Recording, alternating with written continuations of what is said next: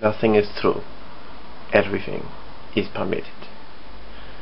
Hello there everyone, this is Zane-Destiny with a PlayArts action figures Kai review of the Assassin's Creed 2 Ezio Auditore di Firenze.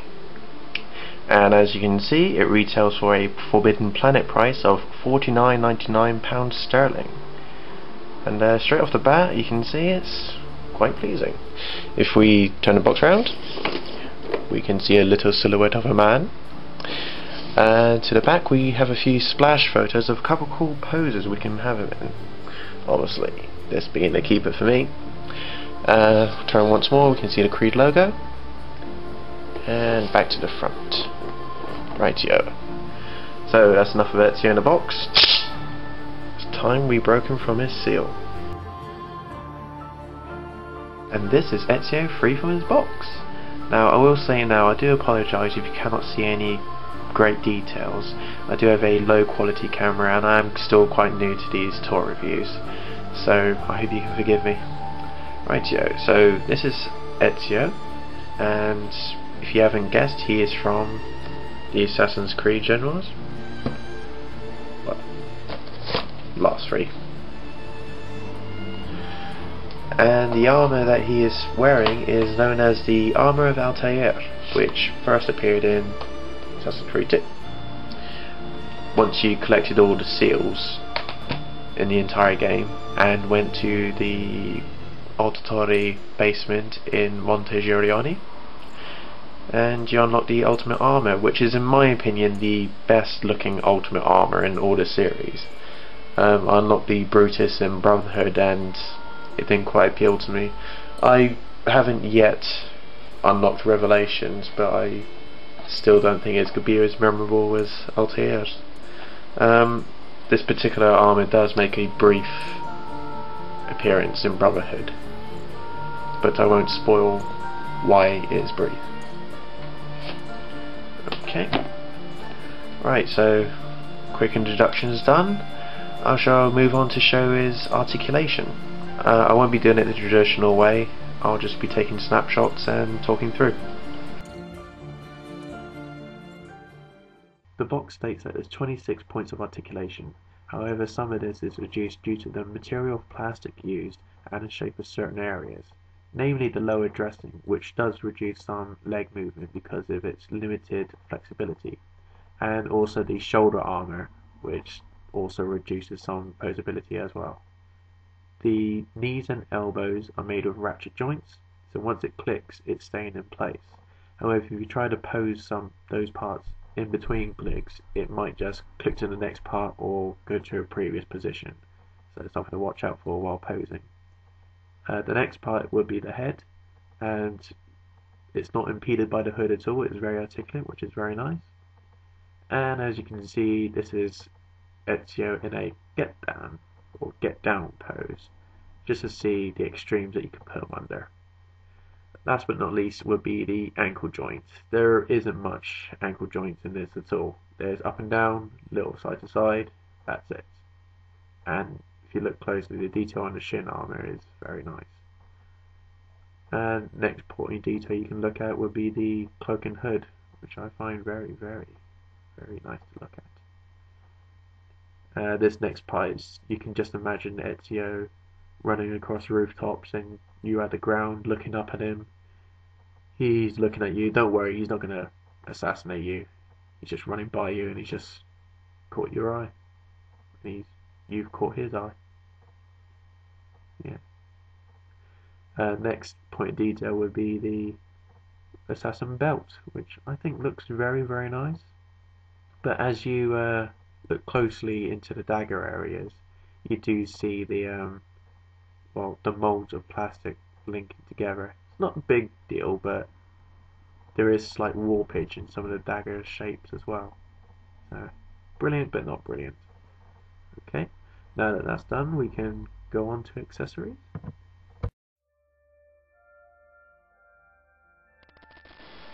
Righto, accessories, and it comes with a healthy amount. First up we have the dagger, the notched cinqueda, and believe it or not, that's meant to be a dagger. Proportion wise, I don't remember it being this big in Assassin's Creed 2 or Brotherhood, but yeah. This was basically earned as you progress in the game. You can just buy it from the blacksmith. It's the best one in the game in Assassin's Creed 2. 4 stars for attack, deflect and speed, etc. Okay, the next one, which is probably my most favourite weapon, is the Sword of Altair, and it's a pretty long one. Quite pleased with that. In Assassin's Creed 2, I believe this was unlocked if you restored the city of Montegerioni to 100%.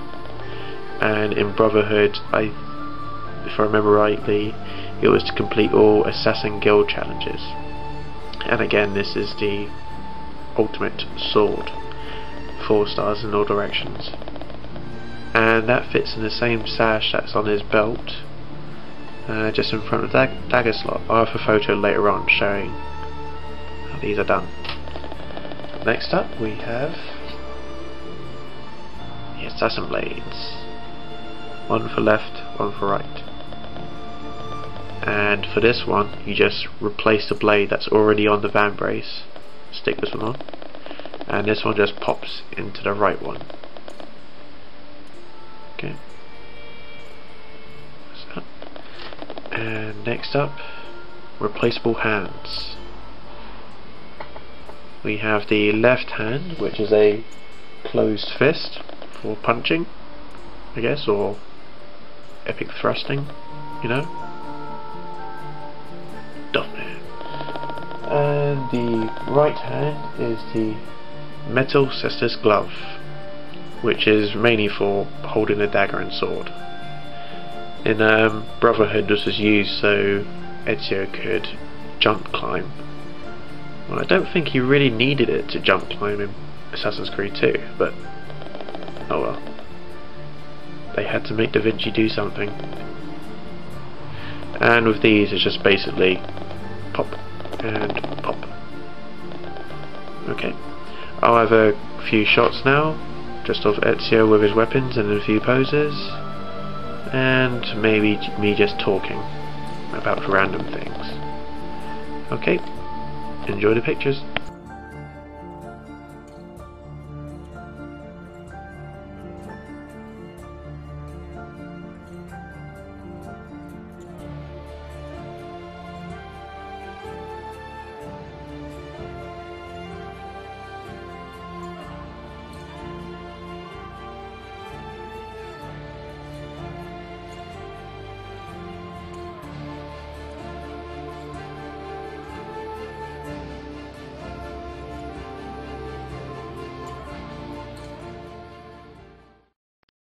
In conclusion, what are my thoughts? Well, to start off with the negatives, it would be the balance issues when trying to put him in certain poses. Unless you have a PlayArts action base, you're pretty much reduced just to standing up poses and looking broody. Secondly would be the shoulder articulation. Although it can work, you feel as if you might break something if you just push it a little too far, and I'd rather not do that for the price I paid for it. Similar instance with the legs. I tried putting them in a cross leg position, but unfortunately one of them popped off. Easy to put back on, but I'm not sure if it's as good as it used to be. Secondly, to do with weapons, the Sword of Altair doesn't quite snugly fit into the half-closed sword holding fist. Gravity might get the best of it at some point. Also the dagger, it doesn't quite fit into this fist. Unless you want to flex it or damage some paintwork, I wouldn't recommend trying to squeeze it into this tiny gap. So he's pretty much useless in holding the dagger. Next bit would be the left hidden blade. It can have a tendency to pop off with the slightest touch, so you have to be careful with that, not to lose it.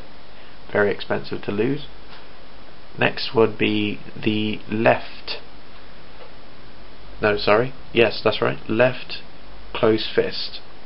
When I popped off the right hand, the actual peg was still in the van brace, so I could easily pop this one in. When I take the left one out, the peg comes out. So I try to pull out with the hand, but it seems to be actually connected. So there's no real way of connecting this thrusting fist, as I like to call.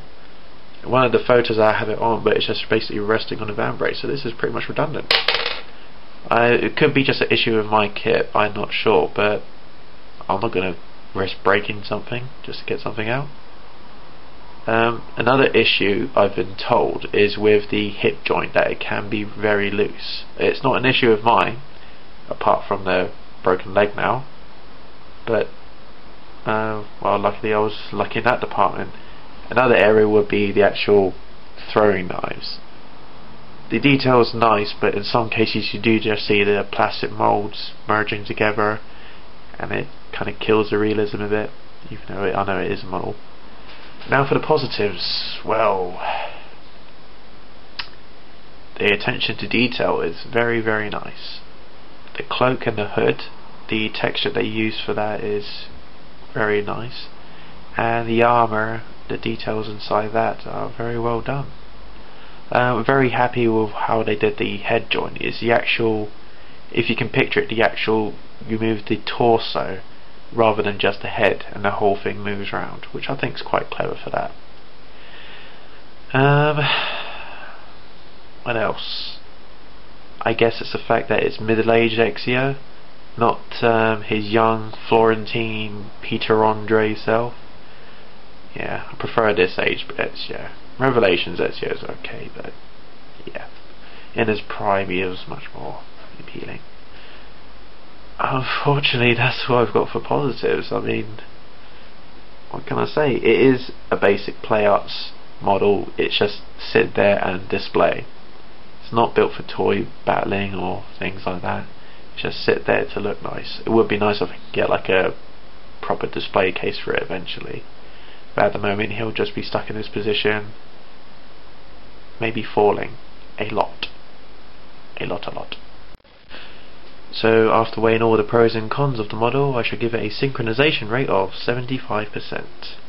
The details there, it's just the price and some accessories, and things not working. So that's my review of the PlayArts Ezio Auditore. I hope you enjoyed this review. I do hope to do some more in the future. If you can leave some creative criticism, feel free to. And I hope to see you again in the future. Take care all, have fun.